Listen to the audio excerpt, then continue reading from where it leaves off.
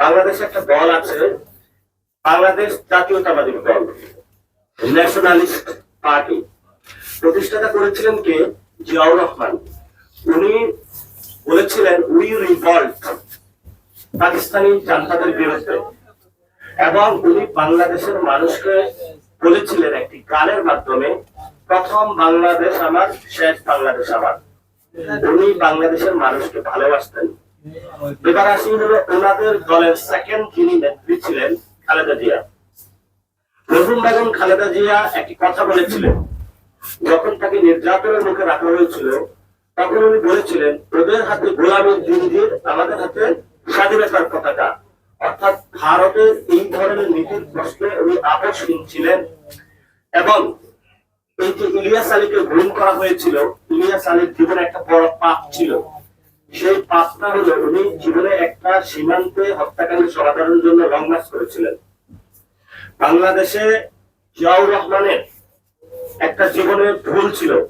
সেই ভুলটা হলো, যখন ওই সময় আওয়ামী লীগের নেতা কর্মীরা ভারতে আশ্রয় নিয়েছিল বা পালিয়ে গিয়েছিল, তারা সীমান্তে অনেক ডিস্টার্ব করেছিল, এবং জিয়াউর রহমান সেখানে ভারতীয় নীতির বাইরে গিয়ে, এই যে আপনাদের ভারতের একটা পুতুল সরকার ছিল শেখ মুজিব, এই দেশে নীতিগুলো করেছিল, সেটা থেকে বের হয়ে অন্যান্য মুসলিম কান্ট্রিজ চায়নার সাথে সম্পর্ক স্থাপন করেছিলেন। সেই জন্য হলো চিটাগং সার্কিট হাউসে তাকে জীবন দিতে হয়েছিল, এবং কত নিষ্ঠুর ভাবে তাকে জীবন দিতে হয়েছিল সেই ইতিহাস সার্কিট হাউসের পাশে একটা বিল্ডিং এ সবকিছু এখন স্মৃতি সংরক্ষণ আছে। যদি খালেদা জিয়ার জীবনের কথা বলি, সেই খালেদা জিয়া, মরহুম বেগম খালেদা জিয়া, যিনি হলো জীবনের লাস্ট কুকড়ে হলো মৃত্যুর কাছাকাছি গিয়েছেন। আমি খালেদা জিয়ার কাছে যখন একদম কাছাকাছি, অর্থাৎ মরণের 1 মাস আগে ওনার সাথে দেখা করেছিলাম, ওনার সাথে আমি যখন দেখা করেছিলাম একটা স্মাইলিং হাসি দিলেন। তার আগে একটা বলেছিলাম, তো বাংলাদেশের কোনো বন্ধু রাষ্ট্র আছে, আপনার সময় আপনি কার সাথে কাজ করেছিলেন, এটা আমাদের একটু প্রয়োজন, আমরা ভবিষ্যতে যাতে কাজ করতে পারি। চুপ করেছিলেন। এবং সেই বেগম খালেদা জিয়া মরহুমের মৃত্যুর পরে তার সন্তান ক্ষমতা আরোহণ করেছেন, যে দলের নাম, সেই দলের নাম হলো ন্যাশনালিস্ট পার্টি। এই জাতীয়তাবাদী দলের আমলে উশিলের মতন একটি কর্মকাণ্ড চলতেছে, তারা নিশ্চুপ আছেন।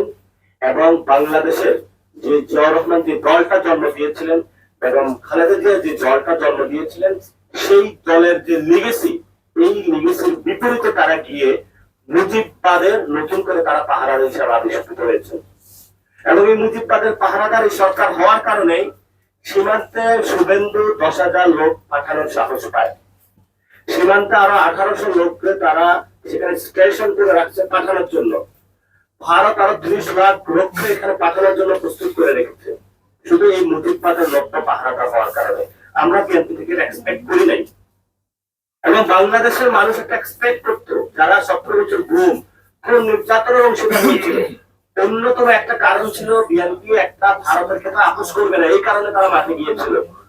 তারা ওই হাওয়া ভবনের কিছু শৃঙ্খল যুবকের কর্মকাণ্ড থেকে মাঠে যায় নাই।